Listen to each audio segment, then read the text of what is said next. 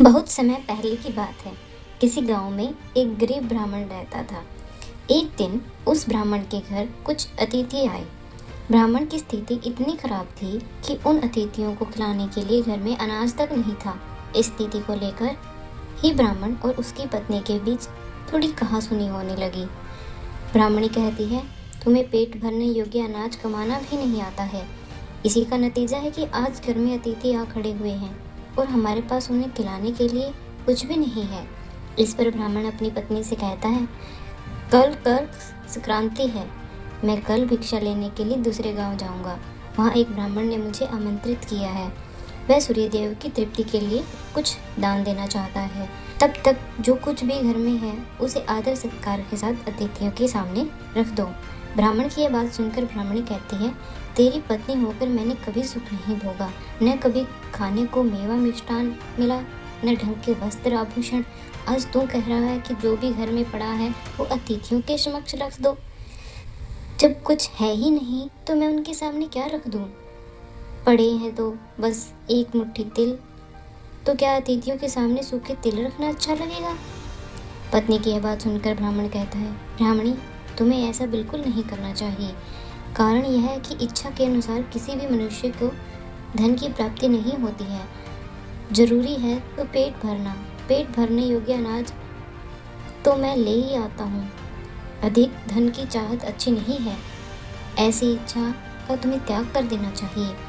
अधिक धन की इच्छा के चक्कर में मनुष्य के माथे पर शिखा बन जाती है। माथे पर शिखा वाली बात सुन ब्राह्मणी बड़े ही आश्चर्य से ब्राह्मण से पूछती है, अधिक धन की इच्छा में माथे पर शिखा हो जाती है? मैं कुछ समझ नहीं पाई। जो कुछ कहना है खुलकर कहिए।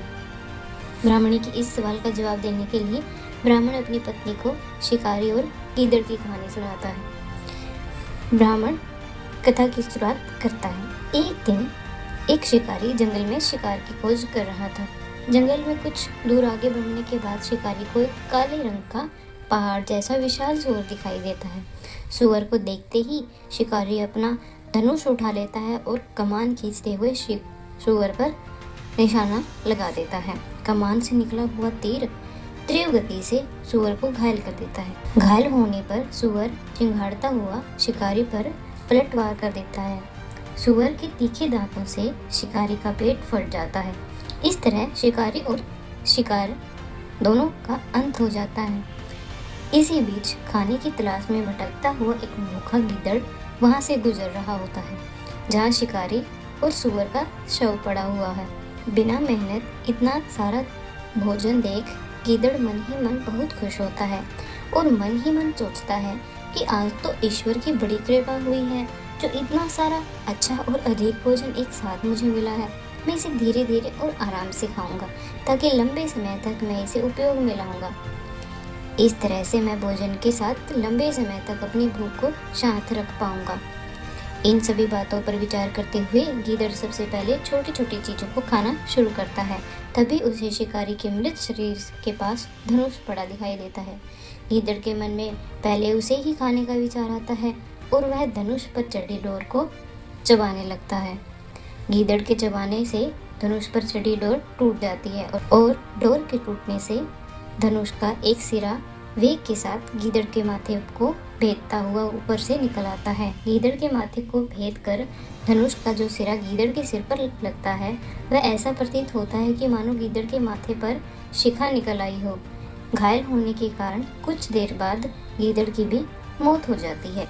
इतना कहते हुए ब्राह्मण कहता है, ब्राह्मणी, इसलिए मैं कहता हूँ कि जरूरत से अधिक लोभ से माथे पर शिखा आ जाती है।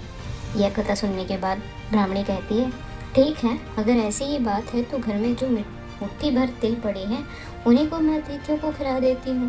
ब्राह्मणी की यह बात सुनकर ब्राह्मण संतुष्ट हो जाता है और भिक्षा मांगने के लिए घर से बाहर निकल जाता है। वही ब्राह्मणी भी घर में पड़े तिल को धूप में सुखाने के लिए फैला देती है। तभी कहीं से एक कुत्ता आ जाता है और उन साफ तिलों पर पेशाब कर देता है, जिससे सभी तिल खराब हो जाते हैं। तिल के खराब हो जाने पर ब्राह्मणी काफी परेशान हो जाती है और सोचती है, यही तो तिल थे जिन्हें पकाकर मैं अतिथियों को खिला सकती थी। अब मैं क्या करूं? काफी देर सोचने के बाद ब्राह्मणी को ऐसा तरीका सूझा। उसने सोचा कि अगर वह गंदे तिलों के बदले साफ तिल देने की बात कहेगी तो कोई भी आसानी से मान जाएगा। साथ ही किसी को भी इन तिलों के खराब होने की बात पता नहीं चलेगी। इस विचार के साथ वह उन तिलों को लेकर घर घर घूमने लगी। ब्राह्मणी की यह बात सुनकर एक महिला वह तिल लेने के लिए तैयार हो गई, लेकिन उस महिला का पुत्र अर्थशास्त्र पढ़ा हुआ था। उसने अपनी माँ से कहा कि इन तिलों में जरूर कोई न कोई खोट होगा, वरना कौन साफ सुथरे तिलों को गंदे तिलों के बदले देने के लिए तैयार होगा। पुत्र की यह बात सुनकर महिला ने ब्राह्मणी के तिलों को लेने से मना कर दिया। तो कहानी से हमें यह सीख मिलती है कि हमारे पास जो भी होता है हमें उसी में सुखी रहना चाहिए। किसी के पास ज़्यादा चीज़ देखकर दुखी नहीं होना चाहिए।